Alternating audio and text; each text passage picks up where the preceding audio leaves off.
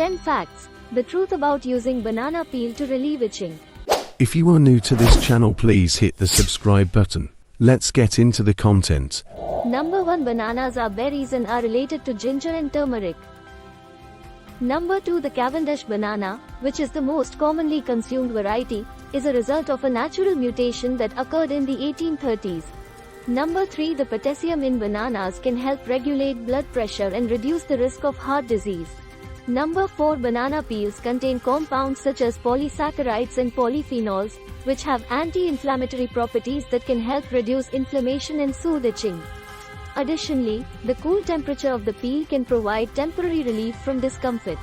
Number 5. Bananas were not widely consumed in the United States until the 1876 Philadelphia Centennial Exposition, where they were introduced as a novelty food. Number 6. Bananas were first domesticated in Papua New Guinea around 8000 BCE. Number 7. The scientific name for banana is Musa sapientum, which means fruit of the wise men. Number 8. Bananas are one of the few fruits that continue to ripen after they are picked.